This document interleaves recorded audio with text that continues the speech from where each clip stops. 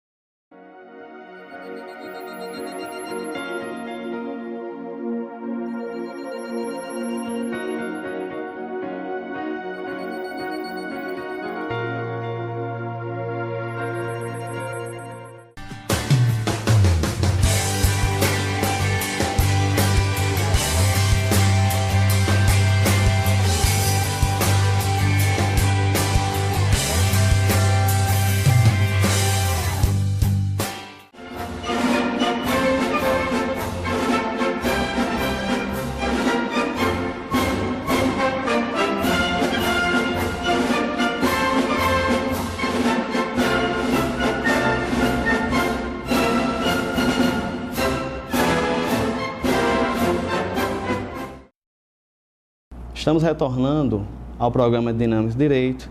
Iremos tratar na série de blocos que iremos prosseguir com a temática importantíssima, que é a guarda compartilhada.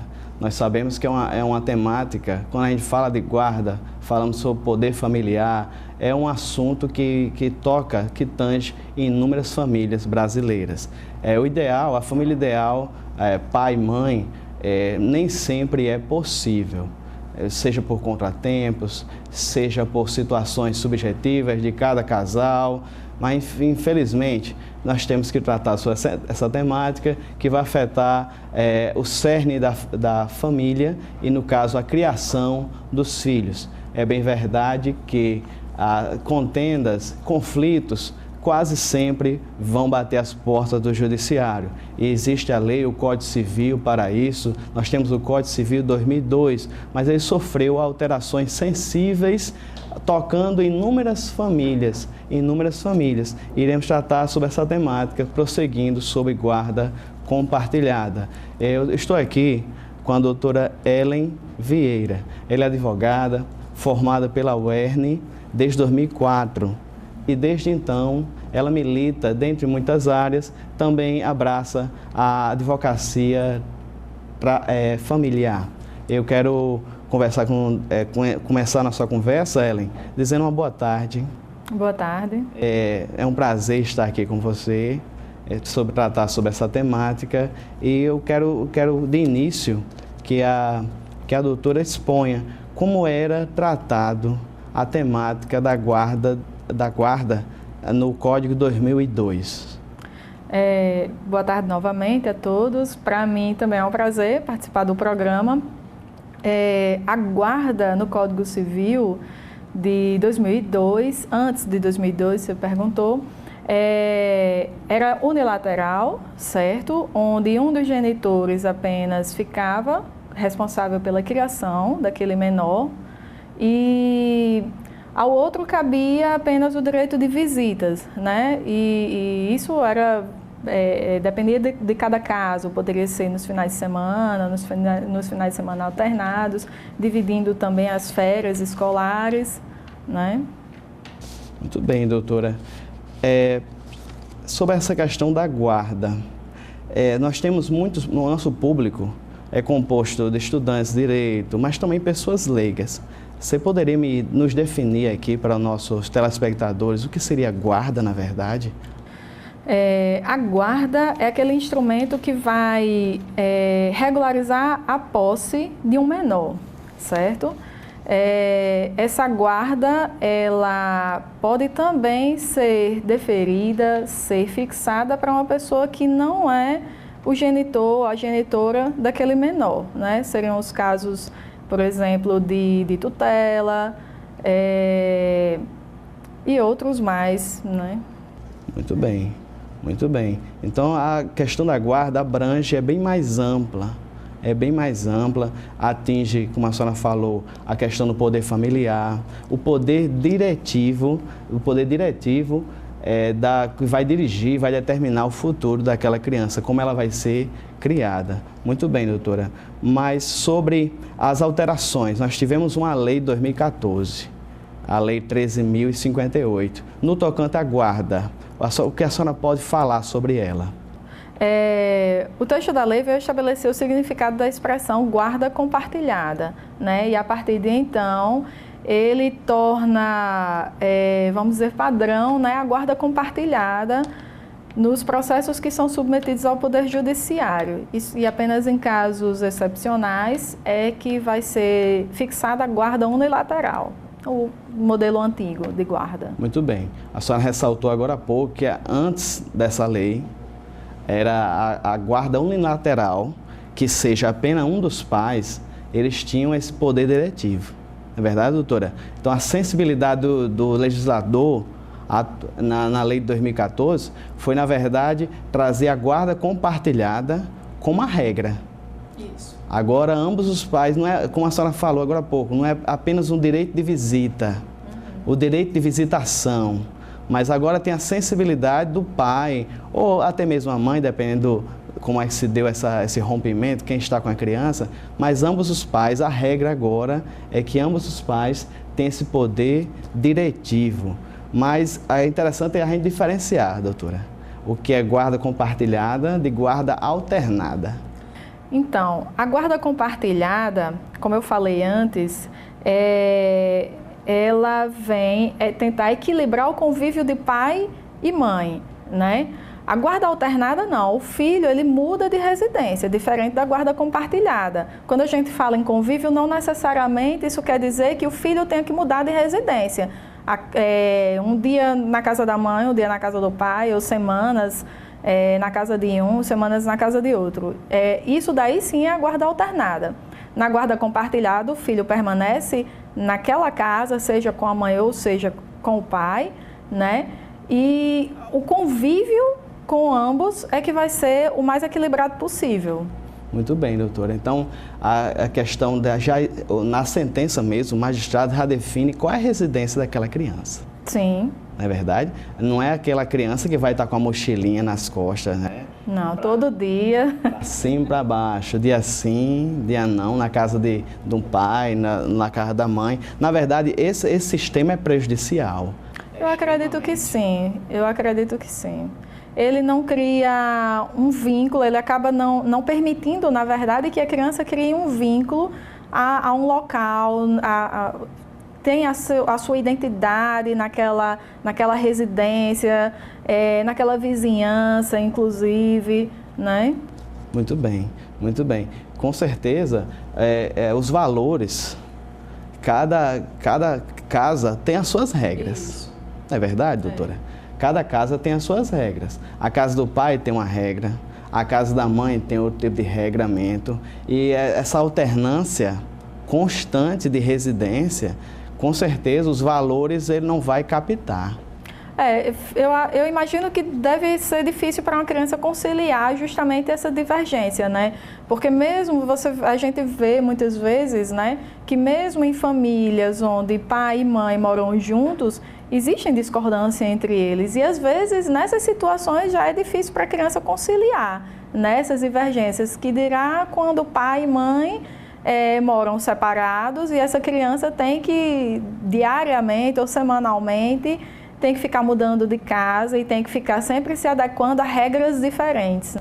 Muito bem, só ressaltando para o caro telespectador, guarda é poder diretivo, é ditar onde a criança vai estudar, é dizer qual o plano de saúde que ela vai ser beneficiada, é ter todo um regramento. Então, a possibilidade do pai e da mãe, ou de ambos, na verdade, ter essa poder de direção, de dizer aonde é que ele vai ter a sua vida pessoal, essas atividades vão ser desenvolvidas. Acredito que é apenas uma adaptação, né, doutora?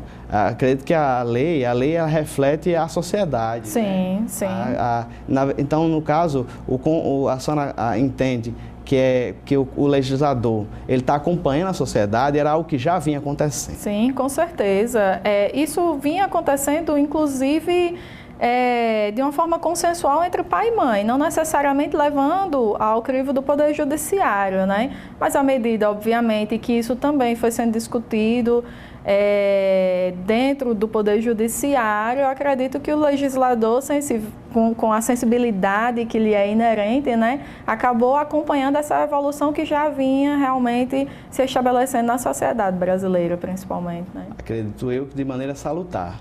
É bem verdade que tem leis que vão de encontro à sociedade, que causam um impacto negativo, infelizmente, quando o legislador não tem esse pensamento em adaptar positivamente. Mas nesse caso aqui, com certeza, foi um direcionamento para tentar adaptar as famílias à realidade atual. Não é verdade, doutora? Isso. Não aqui desfazendo da família nuclear, não queremos dizer... O ideal, na verdade, é que a criança seja criada com ambos os pais. Sim. Mas é uma brecha que a lei dá aos pais, na verdade, de ter essa participação mais direta. Sim, esse crivo mais sensível, esse direcionamento mais correto no tocante à criação dos filhos. Muito bem, estamos encerrando o primeiro bloco. Não saia daí. A temática é muito boa, vamos dissertar sobre vários outros pontos, então a temática é muito importante. Permaneça conosco, voltamos já.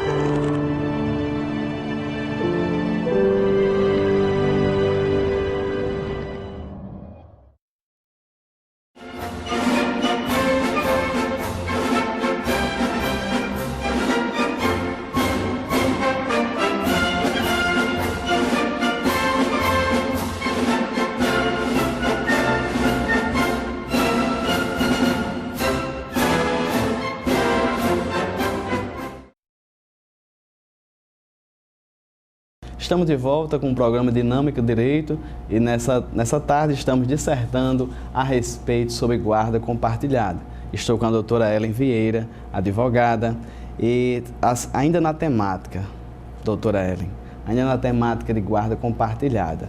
No primeiro bloco nós definimos o que seja a guarda compartilhada, falamos um pouco sobre a Lei 13.058/2014, que foi sensível à voz da sociedade, sobre a criação dos filhos, e surge a indagação, doutora Ellen, sobre essa temática, sobre essa questão da guarda compartilhada. É preciso acordo entre os pais para que ela seja instituída? Então, não é preciso que haja acordo, né, um consenso entre os pais. A lei veio justamente inovar nesse sentido. Por ela ser a regra, então, o juiz pode simplesmente decretar essa guarda compartilhada. Embora seja que, na prática, a gente vê até o contrário, né? Os juízes preocupados com o bem-estar da criança, já que quando a gente fala em menor, né, a gente já entende que tudo é voltado para ele e não para os pais. Então, o direito de visitas é voltado ao melhor interesse do menor, a guarda também é voltada ao melhor interesse do menor. Então, por isso que, na contramão até dessa alteração, né, na lei, os próprios juízes não têm deferido a guarda compartilhada, né? No caso dos pais não estarem em comum acordo em relação a isso. Doutora Ellen, assim, eu respondo por mim, que eu também sou advogado, e eu tenho percebido uma resistência grande. A senhora falou agora há pouco, mas uma resistência grande em aplicar a guarda compartilhada. Geralmente eles perguntam, acho que os juízes ainda estão no regime antigo, eu não sei o que está acontecendo, mas geralmente eles perguntam, já são bem diretos, magistrado, vai ficar com quem? A guarda da criança vai ficar com quem? Então, pelo que a senhora entende, eles estão buscando realmente o melhor para a criança ou eles estão resistindo às mudanças da lei? Não, eu acho que nessa situação especificamente, né, ele pergunta porque, afinal de contas, é preciso definir a residência, fixar a residência do menor, né? Em relação à guarda compartilhada que eu estava falando anteriormente, é justamente no caso em que o juiz percebe que os pais não têm uma relação amistosa, né? E nesses casos, sim, eles têm resistido em decretar a guarda compartilhada. Porque, veja bem, o que acontece? A mãe entra com a ação de alimentos, né? Isso no caso hipotético. A mãe entra com a ação de alimentos, nessa ação deve ser definida também a guarda onde a criança vai fixar a residência dela, né? E de antemão ela já diz, ou já insinua, né, que ela vai ficar com essa guarda unilateral.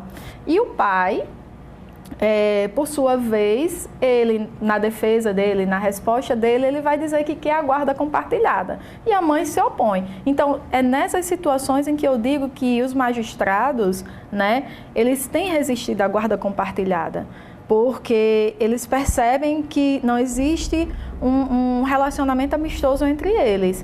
Então, na cabeça do magistrado, o melhor interesse do menor é morar no ambiente mais saudável possível.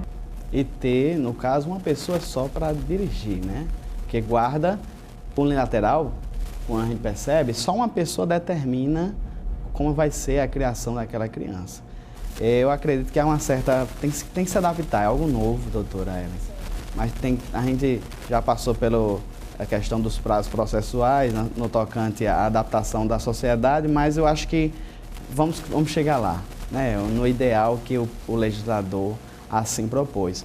Mas sobre a questão quando tem um conflito, doutora Ellen, na guarda compartilhada, um conflito, eu posso até dar um exemplo fácil, a escola que a criança vai estudar. Se houver um conflito na guarda compartilhada, como é que se resolve? Olha, na prática, esse tipo de situação ainda não me ocorreu, certo? Mas eu não acho que o juiz também seja a pessoa mais indicada para decidir qual vai ser a escola, né, que aquela criança vai estudar. Então, na verdade, se os pais eles detêm a guarda compartilhada, pai e mãe, inevitavelmente eles vão ter que entrar num acordo. Eles vão ter aí um elo, né, para o resto da vida deles. Então, por mais que motivos outros tenham provocado a discórdia entre eles, mas é preciso que se tenha bom senso, né, e saibam que eles têm que decidir o que for melhor para a criança, né? E discutir colégio A e colégio B, eu acho que isso daí é uma coisa pequena demais para entravar, né, a criação dos filhos. Doutora, acho que até como um profissional, fala agora como advogado, eu não pegaria uma situação como essa. Eu acho que é vergonhoso como profissional levar isso para um magistrado.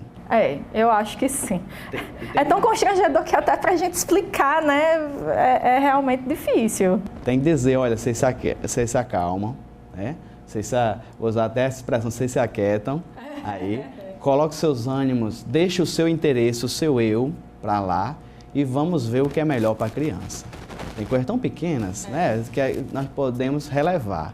Eu acho que essa palavra seria mais interessante, mas a dica-chave da senhora, o bom senso, sempre deve prevalecer. Mas sobre a opinião da criança, na instituição da guarda compartilhada, desde a instituição, na hora o magistrado vai dar a sentença, tem alguma relevância, doutora Ellen, a questão da opinião do menor? Em relação à opinião do menor, eu acredito que os juízes eles têm, sim, bastante sensibilidade para ouvirem, né? E eles também dispõem de uma equipe multidisciplinar que podem ajudá-lo nisso daí. Mas, a depender da idade de cada criança, né, e do caso a caso, realmente a gente não tem como deixar simplesmente essa fixação da guarda, né, na responsabilidade daquela criança. Porque, afinal de contas, ela não sabe o que é melhor para ela, muitas vezes, né?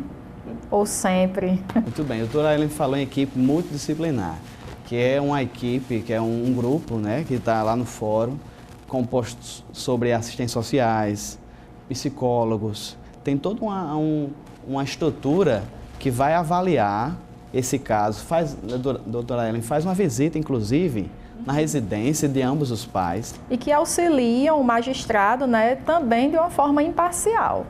Para tentar chegar na verdade real, né?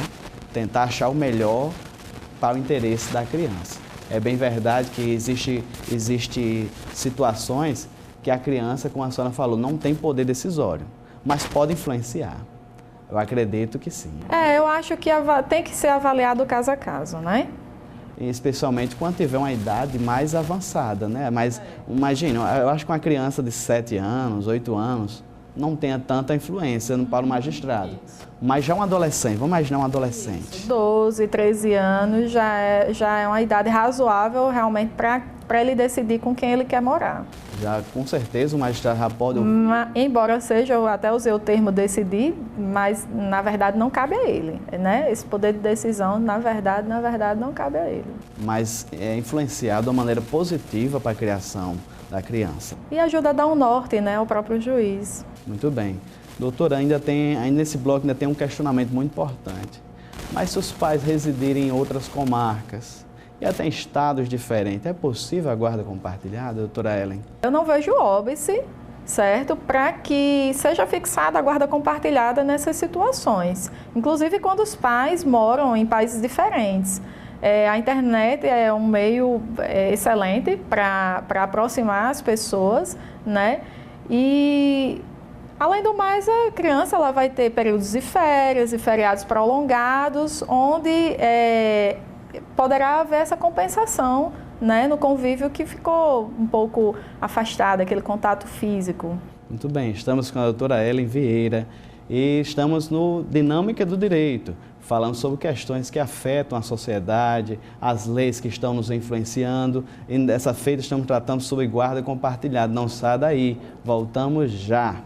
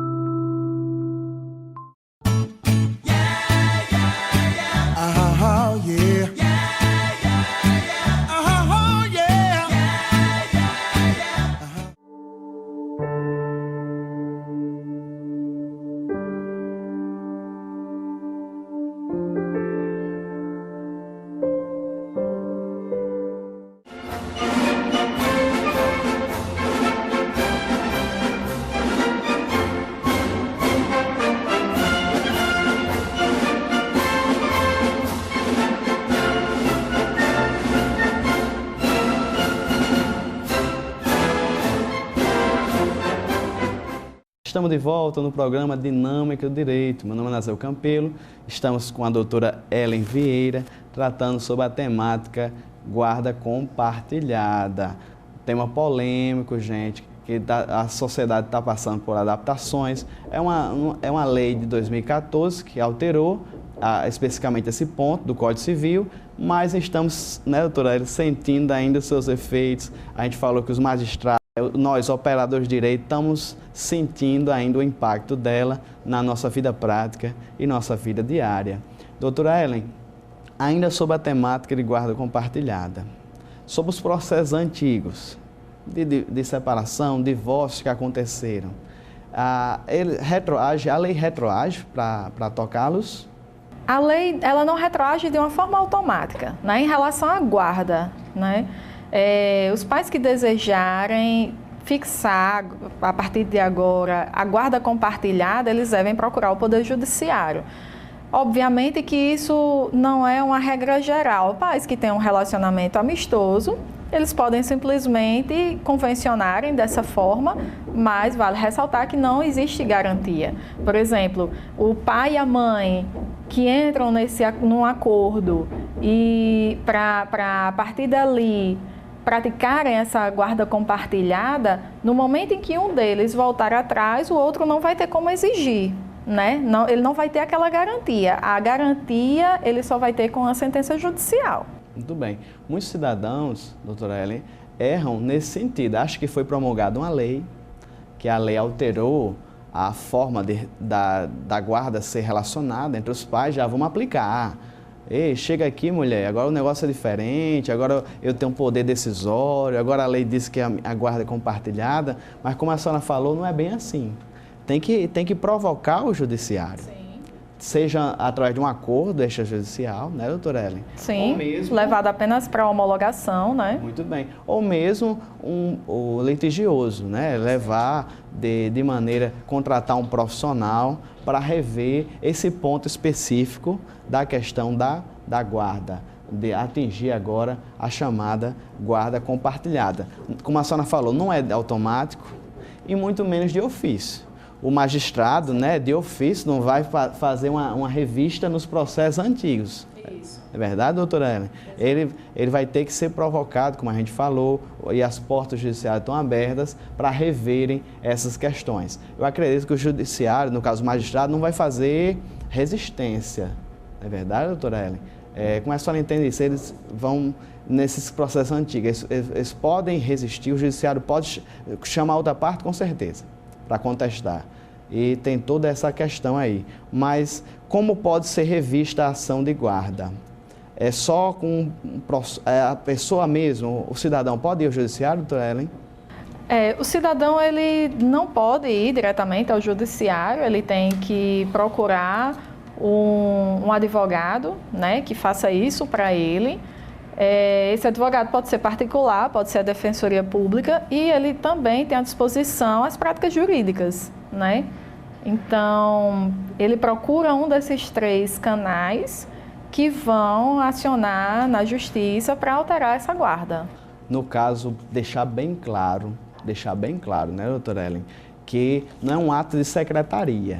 Não é um ato de balcão. Não, de forma alguma. A pessoa realmente, o interessado, ele tem que procurar um advogado, como eu falei, um desses 3 canais, e através disso ele vai entrar com a petição inicial ou já com pedido de homologação, né, um acordo assinado pelo pai e pela mãe, para que seja alterado isso daí judicialmente, né, através de uma sentença. Como a gente falou, tem que ter o profissional e o contraditório vai ser aberto. Sim. A contraditório que a gente fala é a oportunidade da outra parte se manifestar, inclusive negando. Exato. É verdade, doutora Ellen? Com certeza vai se revestir de argumentos para tal, mas é também uma alternativa negar e resistir ao direito. Até um questionamento interessante a respeito de um dos pais, né, o pai ou mãe, que recusam a guarda compartilhada. É importante destacar que num caso hipotético da mãe que tem a guarda do filho, ela não pode, em tese, entrar com ação judicial para obrigar o pai para que ele venha assumir essa guarda compartilhada, né? o pai ele pode se recusar e nessa situação, de fato, o juiz deverá decretar a guarda unilateral, a guarda vai permanecer com a mãe, entende? Então, a guarda compartilhada não pode ser algo imposto, tem que ser algo desejado por aquela pessoa, né, que vai solicitar que seja fixada aquela guarda compartilhada. Muito bem, doutora Ellen. Muito bem. Eu também participo de programas, inclusive na Rádio Libertadora, e tem pessoas que ligam, doutora Ellen, dizendo, meu ex-esposo, meu ex-cônjuge, pai da criança, paga a pensão, mas não visita a criança, não exerce nenhum carinho por ela. E eu sempre reforço, doutora Ellen, que a pensão pode ser medida em reais, né, em porcentagens, em números, mas amor, carinho, atenção, ninguém pode medir. Não é verdade, doutora Ellen? E como a senhora falou, a guarda compartilhada tem que partir também de quem vai exercê-la. Exato. Com certeza, não vai ser imposta de forma alguma. É interessante isso que você citou agora, né, que tem mães que acham que o pai tem a obrigação de visitar o filho. Infelizmente, não. Ele não tem a obrigação de visitar o filho. Ele tem que querer aquilo dali, ele tem que querer aquele convívio. Infelizmente, só quem perde com isso é o próprio filho. Mas se for também para simplesmente obrigar o pai a ir ver a criança e fazer um carinho forçado, sem ele querer, realmente é melhor ficar sem, eu acho, sabe? Eu acho que carinho, amor tem que ser espontâneo, livre, não imposto, jamais. Doutora Ellen, me fizeram essa pergunta e eu vou fazer, para essa pessoa, para esse cliente eu respondi, mas eu estou curioso de saber a sua opinião. A mãe me indagou sobre a questão das férias. O pai não quer saber de férias com a criança, 15, 20 dias com a criança, e a mãe quer viajar sem a criança. Aí me ligou. Olha, o telespectador me ligou dizendo, o que eu faço com esse pai? Será que eu posso obrigar o pai a passar 15 dias com a criança? Eu faço a pergunta para a senhora ainda nessa linha de pensamento. Infelizmente não, ela vai ter que arrumar uma outra medida, encontrar uma alternativa para isso daí, mas realmente ela não tem como obrigar o pai, né, a ficar com a criança, já que é ela quem detém a guarda e ela muito provavelmente procurou aquela guarda, ela quis aquela guarda, né? Então, assim, são os ônus e os bônus. Doutora, ainda nessa linha de pensamento da guarda compartilhada, como fica a questão do pagamento de pensão alimentícia? O que vai influenciar na pensão de alimentos é a necessidade da criança e a possibilidade dos pais, certo? Então, assim, vamos considerar que o pai e a mãe têm uma discrepância de renda, de condições financeiras enormes. Então, será que essa criança não teria realmente direito a uma pensão? É ela quem tem direito à pensão, não é a mãe, né? Então, a gente não tem como definir. E, inclusive, é interessante, a gente pode até citar a questão do percentual de alimentos, que as pessoas acham que a quantidade de filhos, né, está diretamente ligada, relacionada a um percentual fixo. Isso não existe. Tem gente que pensa que eu tenho 3 filhos, eu tenho direito a 30%. Outra pessoa tem 2 filhos, tem direito a 20%. Isso não existe, né? Como eu falei, existe um binômio que a gente fala, a gente cita muito no direito, nos processos, né, judiciais, que é o binômio necessidade e possibilidade. Necessidade da criança, possibilidade daquele que vai pagar os alimentos. Muito bem, doutora Ellen. Na linha de pensamento, se você é pai, se você paga a pensão e está pensando em pedir a guarda compartilhada para se desonerar da pensão, não é bem por aí. Não, de forma alguma. Mas, infelizmente, doutora, já ligaram para mim. Eu acredito. Isso também já aconteceu comigo. Doutor Nazeu, olha, eu soube de uma lei que agora a guarda é compartilhada. Como é que fica a minha pensão? Então, a linha de pensamento é que a pensão vai persistir. Esses pais, eles têm que ter a consciência que se pedirem a guarda compartilhada, eles vão ter muito mais responsabilidade. Se acontecer da pensão sofrer alguma redução ou até deixar de existir, mas por outro lado, a responsabilidade vai ser muito maior, né? Porque vai caber a ele a direção, né, da criação daquele filho e muitas outras coisas. Talvez ele arque até muito mais do que com a pensão. Muito bem, nós estamos conversando com a doutora Ellen Vieira. Não saia daí, tem mais outro bloco para tratar sobre guarda compartilhada. Voltamos já.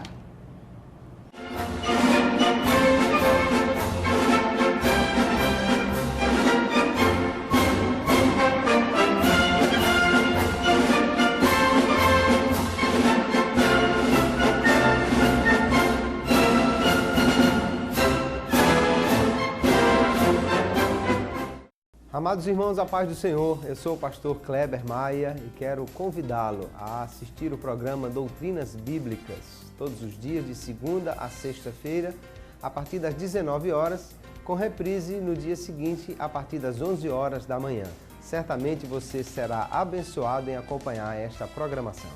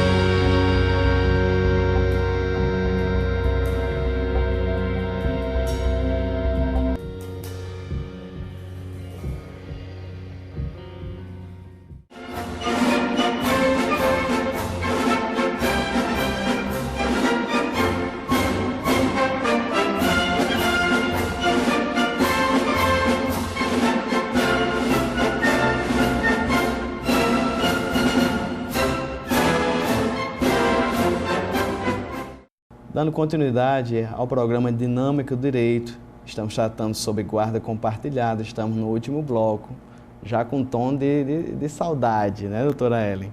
Conversa boa, conversa agradável. Vamos tentar recapitular aqui, doutora, alguns pontos importantes. Como a gente falou, foi uma mudança que tenta acompanhar a sociedade, a sociedade evoluiu, não existe mais um só tipo de família, né? Existem vários tipos de comportamento, de criação dos filhos. E a guarda compartilhada está aí, doutora Ellen, para refletir na criação dos filhos sempre de maneira positiva. A gente percebe, doutora Ellen, que existem traumas complexos que essa criança, se não tiver uma definição, o bom senso dos pais, ela pode sofrer o resto da vida. Mas nesse sentido, doutora Ellen, quando a gente fala, doutora Ellen, sobre os pais, eu quero definir, deixar para o telespectador definido. Quando os pais eles têm um bom relacionamento, eles podem tratar entre si sob a guarda, só para deixar bem claro. Não existe nenhuma proibição a isso, né? Eles podem sim entrarem num acordo, praticarem a guarda compartilhada livremente, mas sempre ressaltando que se não existe uma sentença judicial, não existe uma garantia depois que vai haver um respeito, né, de ambas as partes. Muito bem. No caso, a própria lei estimula a resolução de conflitos de forma amigável e o bom senso dos pais, doutora Ellen. Mas quando chega na parte de exigir, perde-se esse acordo verbal. Esse acordo verbal já perde o poder de exigibilidade. Exatamente. Não pode ser cobrado. Se o magistrado não tomou conhecimento, se as autoridades não sabem daquele acordo, não tem como cobrar. Exatamente. Muito bem. Eu acho que, inclusive, um ponto interessante que a gente pode mencionar também em relação à dissolução, vamos chamar assim, da guarda compartilhada, né? Uma guarda compartilhada que existe e um dos pais decide que, por algum motivo, né, decide que não tem mais condição de permanecer com essa guarda compartilhada. Eu acho que uma vez que foi decretado por juiz, é interessante que isso também seja levado ao Poder Judiciário. Por quê? Porque, em compensação, o outro genitor ele vai estar contando com aquilo dali. E aquilo dali, certamente, deverá refletir também numa pensão de alimentos. Então, a menos que eles também consigam resolver isso de uma forma amistosa, mas para a mãe, que geralmente é quem detém a guarda da criança, né, do filho, é interessante que a guarda compartilhada, não sendo mais de interesse dos pais, seja levada também ao crivo do Poder Judiciário, para que outras providências também sejam tomadas. Muito bem, doutora. Tudo tem que passar pelo judiciário. Isso. O magistrado de família. Depende do caso, né, doutora? Até o promotor da vara de família tem que ser informado. Na verdade, em todos os casos, né? Todas as ações em que se discute direito de menor, o Ministério Público deve atuar no processo. A gente está falando magistrado, mas não podemos esquecer do promotor da família, isso, que tem sempre o interesse do menor, avalia esse interesse do menor e vai tentar chegar num ponto que seja realmente o mais interessante para a criação daquela criança. Mas a gente falou dos processos antigos, mas agora, doutora, os processos novos. Nesse caso, o peticionante constitui o advogado, ele já pode informar para o advogado, para o causídico, olha, eu quero guarda compartilhada, ou eu quero solo lateral, é possível? Ele deve, né? O próprio advogado, eu acho que essa é uma pergunta básica que todo advogado deve fazer, porque isso faz parte da definição dos pedidos da ação. Né? Ele não tem simplesmente que adivinhar, né, o advogado, ou ele mesmo decidir o que é que ele acha que é melhor para a criança. Quem tem que dizer isso é o cliente dele, né? Muito bem, doutora. Estamos encerrando o quadro. Eu queria dar espaço aqui para você, doutora Ellen, para falar sobre essa questão da advocacia de família. Como é que está sendo? Como é que a senhora vê esse lado? Se ainda é uma área interessante se atuar? Sim, é sempre uma área bastante interessante. Por vezes é uma área um pouco pesada, no sentido de que você está lidando com a vida de famílias, né? E principalmente de crianças. Às vezes, crianças que estão em algum risco, né? Não necessariamente de vida, mas enfim, são situações que que mexem muito com o advogado, e isso exige também dele o máximo de bom senso, pesar também se aquele trabalho que ele está prestando para o cliente dele é um trabalho justo, né? Sob o ponto de vista do ser humano mesmo. Nem sempre o que o cliente deseja e pede para que nós façamos é o melhor realmente para a criança, e isso por vezes não é bem compreendido. Mas eu acho que o bom profissional, ele sabe contornar essa situação, ele sabe inclusive explicar isso daí, porque às vezes não é nem por maldade, por má fé daquele cliente, né? Às vezes é por desconhecimento mesmo. Então, é preciso um pouco de jogo de cintura, mas não resta dúvida que é uma área muito boa no ponto de vista da realização, do que você pode proporcionar na medida do possível para aquela criança. É um pouquinho daquela história de mudar o seu mundo, mudar o meio em que você vive. Então, às vezes a gente consegue fazer a diferença.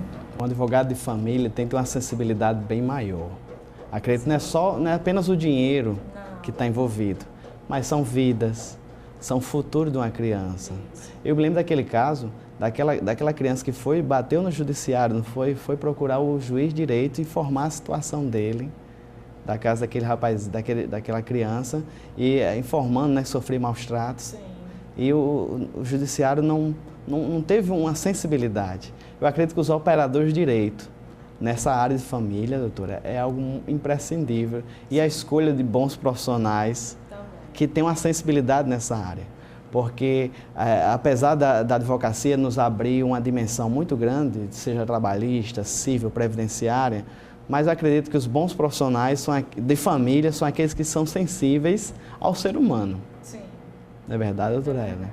Nesse sentido, acho que o melhor profissional é aquele que tem que ter paciência para ouvir. Imagina, audiências de família, que eu já passei a tarde 2, 3 horas sentado, e o magistrado com a maior paciência do mundo. Então, é uma área muito sensível, não se enganem, mas a área de família é uma área que tem muita minúcia, muita perspicácia. Eu quero agradecer à doutora Ellen. Eu quero dar espaço aqui para suas considerações finais, doutora, sobre essa temática, sobre você mesma. Fique à vontade. Olha, eu considero que essa alteração na lei, né, ela só veio mesmo acompanhar uma evolução natural da nossa sociedade. Então, eu acredito realmente que é uma boa solução para a criação dos filhos. E eu acho que não deve existir nenhum obstáculo à fixação dessa guarda compartilhada, porque se a gente for analisar as famílias, vamos chamar de padrão, onde o pai e a mãe vivem juntos, né, as divergências que ocorrem naturalmente, essas divergências pouco a pouco são superadas. Então, por que não levar isso para aqueles outros modelos de família onde os pais não vivem juntos, né? Como eu falei antes, nada melhor do que o bom senso, né? Então, as pessoas realmente precisam, de repente, se desarmar um pouco, né? Abrir a oportunidade para o outro poder opinar e poder participar mesmo da vida dos filhos, porque, acreditem, isso não é importante só para os pais, não. Isso é muito mais importante para os filhos, né? Ter realmente a convivência com o pai e a mãe, onde quer que eles estejam. Muito bem, doutora Ellen. Na questão família, tem muitos temas, minúcias, que muitas vezes se trata em porcentagem, mas não pode se reduzir em sua porcentagem, em pecuinha, em vingança pessoal. Tem clientes que falam, eu quero a guarda porque é meu, o filho é meu, quem vai criar sou eu, e eu não quero mais nem vê-lo, né? Não quero ver mais nem pintado, né? Não quero mais nem vê-lo na minha frente. De forma alguma, doutora Ellen, a gente percebe que a sensibilidade maior é o direito, o que é melhor para a criança. Como é que vai ser a criação desse jovem? Quais os valores que ele vai ter? Então, a temática é muito importante. Eu quero agradecer a doutora Ellen Vieira, advogada, por tudo que os seus conhecimentos, a sua sensibilidade também demonstrada aqui, né, nesse programa, que eu só tenho que agradecer e afirmar para o querido telespectador que a temática não se esgota aqui. Nós demos o início a essa temática, trabalhamos nesses minutos que nos deram, é uma temática muito importante que está trazendo alterações importantíssimas de como se deve ver a família, e eu agradeço a doutora Ellen mais uma vez e ao amigo telespectador que nos acompanhou, e que Deus abençoe a todos e estejamos conosco no próximo programa. Vou deixar aqui o meu WhatsApp mais uma vez, se você tiver alguma sugestão de temática a ser trabalhada, entre em contato conosco e que Deus seja com vocês. Deus abençoe a todos e uma boa tarde a todos. Boa tarde, obrigada.